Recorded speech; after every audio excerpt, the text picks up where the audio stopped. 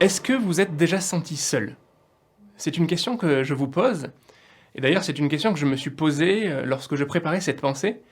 Est-ce que vous avez déjà expérimenté la solitude? Je ne parle pas d'être solitaire, d'aimer parfois ne pas forcément avoir une foule d'amis autour de nous, je parle vraiment de ces temps de solitude où on a l'impression que nous sommes seuls au monde. Peut-être que nous avons du monde autour de nous, peut-être qu'il y a des personnes qui nous entourent, mais nous sommes seuls au monde parce que nous nous sentons abandonnés. J'ai moi-même vécu cette réalité dans ma vie, à un moment donné de mon existence, quand j'étais plus jeune, à cause d'une perte assez dramatique dans ma vie, la perte d'un ami cher, je suis tombé dans une forme de dépression. Et alors que je vivais ces temps difficiles, j'avais l'impression que j'étais seul au monde. J'avais l'impression que personne ne s'intéressait à ma vie, à ma difficulté et à mon épreuve. En fait, c'était faux parce qu'autour de moi, il y avait ma famille qui m'aimait, il y avait des amis, il y avait mon église, il y avait plein de choses qui pouvaient aller à l'encontre de ce raisonnement, mais pourtant, j'étais persuadé que j'étais seul et que personne ne portait regard sur ma situation, sur mes circonstances. Alors peut-être que tu te trouves dans ce cas, dans cette situation alors que tu regardes cette vidéo. Et moi, j'ai envie de t'accompagner à regarder un texte de la Bible, une histoire de la Bible qui va nous parler de cette réalité. Nous ne sommes jamais seuls. Dieu est toujours à nos côtés. Cette histoire, c'est l'histoire de trois jeunes hommes. Ils s'appellent Anania, Michaël et Azaria. Ce sont trois jeunes qui ont été pris, déportés dans un pays qui n'est pas le leur. Ils vivaient en Israël, dans le territoire de Juda, à une époque bien ancienne, et pour différentes réalités, ils ont été capturés par un roi qui est venu vaincre leur pays. Ils se sont retrouvés à des milliers de kilomètres en Babylone, et même s'il y avait du monde autour d'eux, et même s'ils étaient ces trois jeunes hommes amis, quelque part, on pourrait considérer qu'ils étaient seuls, et que si nous regardions à leur situation aujourd'hui, on pourrait se dire « personne ne s'intéresse à eux ». Même leur Dieu est loin. La ville de leur Dieu, Jérusalem, est éloignée de Babylone. Et peut-être qu'ils se sont sentis seuls.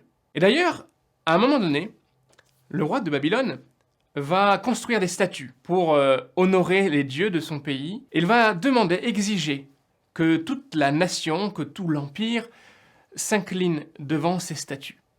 En s'inclinant devant ces statues, en fait, il s'inclinait surtout devant ce roi, devant sa puissance, devant sa gloire et son honneur. Mais ces trois amis n'avaient pas l'intention de le faire parce qu'ils voulaient, toute leur vie, être alignés avec le respect et l'honneur qu'ils devaient à leur Dieu.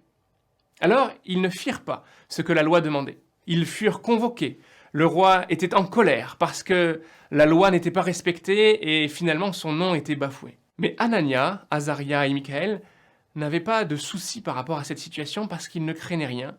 Ils avaient compris qu'ils n'étaient pas seuls, que Dieu serait toujours avec eux. Alors je vais lire juste deux versets dans la Bible. Vous pouvez trouver, si vous voulez regarder vous-même dans la Bible, dans Daniel chapitre 3, versets 24 et verset 25, vous avez un élément de cette histoire qui est très intéressant.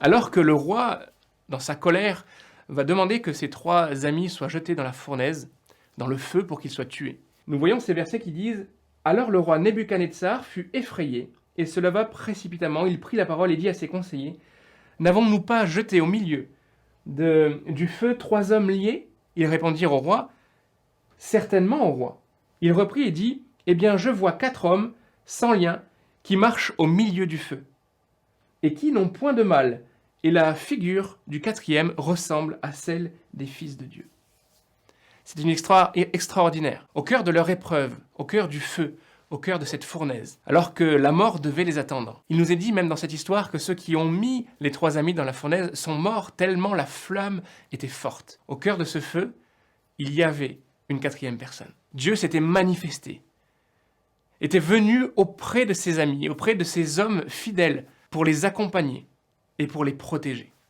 Alors, à travers cette pensée, j'ai envie de te dire que quel que soit ce que tu traverses, et peut-être que tu es dans cette solitude, et même si tu es entouré de monde, le plus important, c'est de savoir que Dieu ne t'abandonne pas.